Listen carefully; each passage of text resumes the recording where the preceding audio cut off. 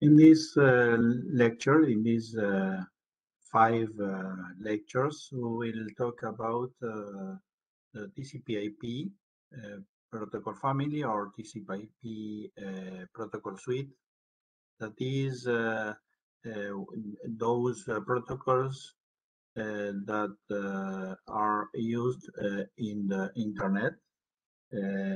And in this first chapter, we'll talk a little bit about the history.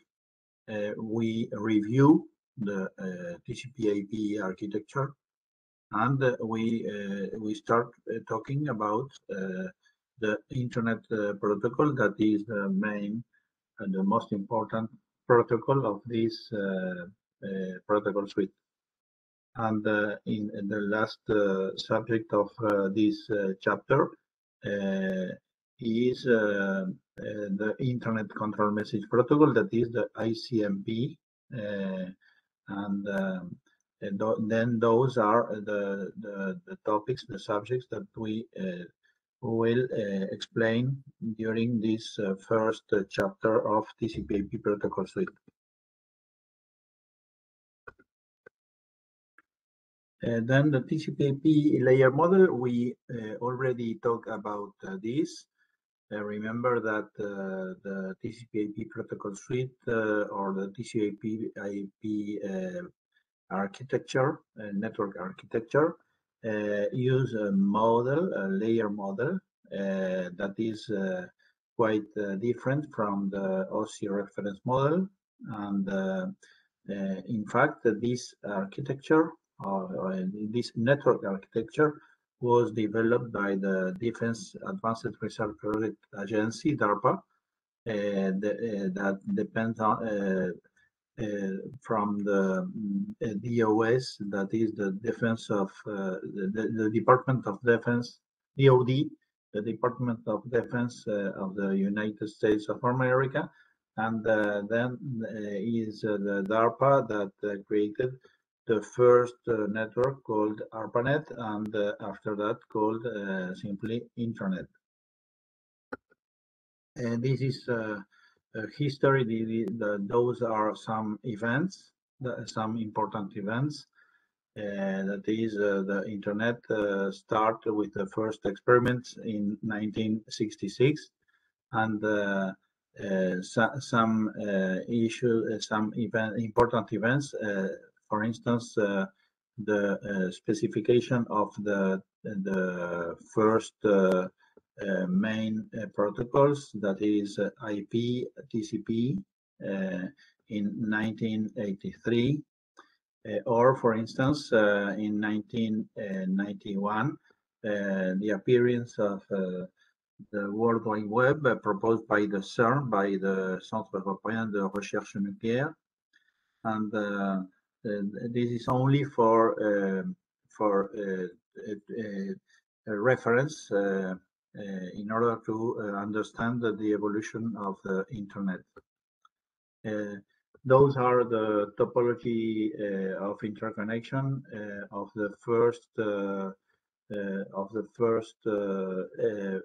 years where internet was developed. Then here are the first universities that interconnect. For instance, the University of California, Los Angeles, and these, for instance, evolved, and for instance, in 1972, this is the network topology of the core of the internet. In this graph, in this chart, we could we could see that the internet evolved very quickly. For instance, in the 19th, and now we have more than 1,000 million of hosts interconnected across this network. Well, this is then the typical architecture. The internet is, in fact, a network that interconnect networks. Those networks are typically, for instance, service provider, that is internet service providers, and the tier one ISPs, that is the main internet service providers, are interconnected and constitute and are those ISPs that exchange the most important traffic in the core of the internet. In order to connect the different ISPs with the tier one ISPs, there are typically several internet exchange points where the routers of the different ISPs exchange traffic between among them. And then typically this is infrastructure of internet and an internet service provider that is in fact a telecommunication company where the telecommunication company used his dial-up infrastructure, that is the telephone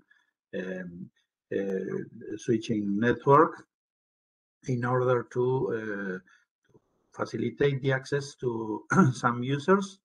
And this is another technology called digital subscriber line, where typically the telcos, the telecommunication companies, use the last mile copper cables to transmit data across that infrastructure. And this is a more recent infrastructure where the telecommunication companies distribute fiber to the home, and then in that way the telecommunication companies offer internet access to a wide range of internet users.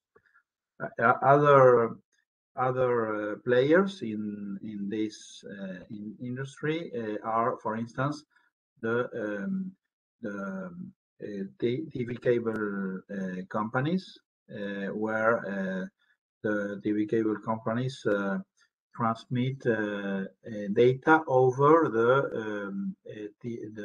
TV cable to the home. At home, we need to use a cable modem, and in that way, the TV cable companies offer the internet access to their users.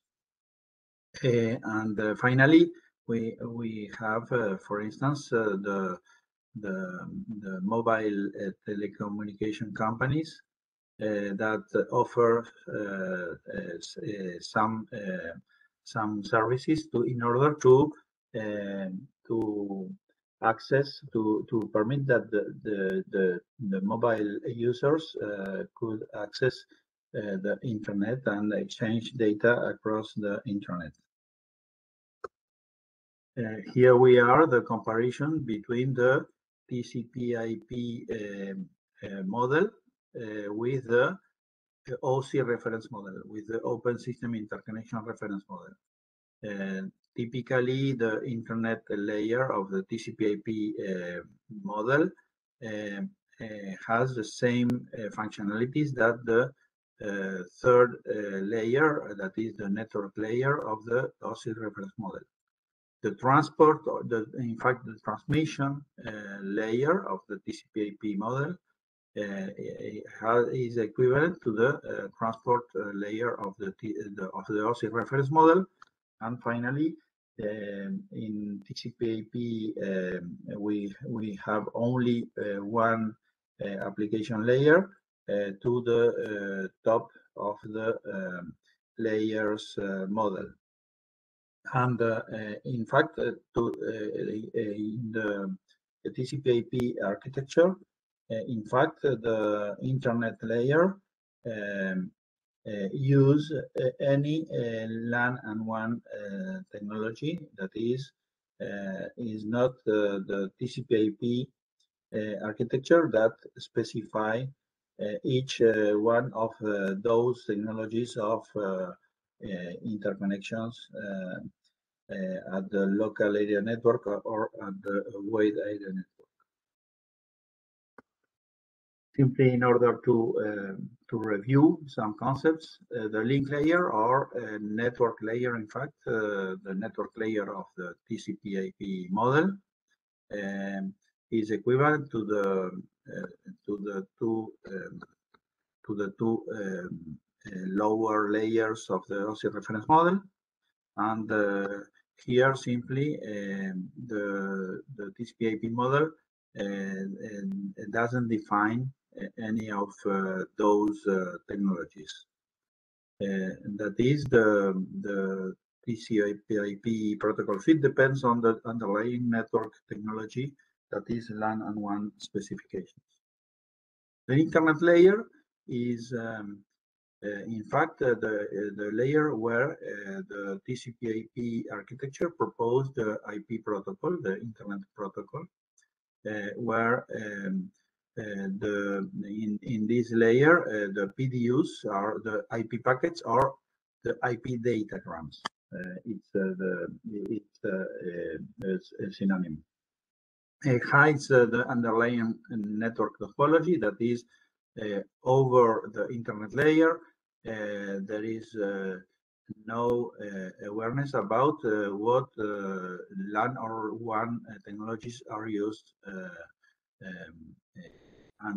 under those layers.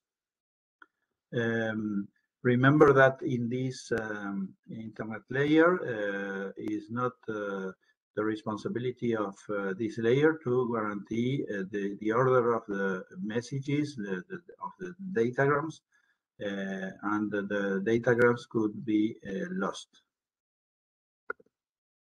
In the transport layer, we have the architecture proposed typically two protocols, the user datagram protocol and the TCP protocol.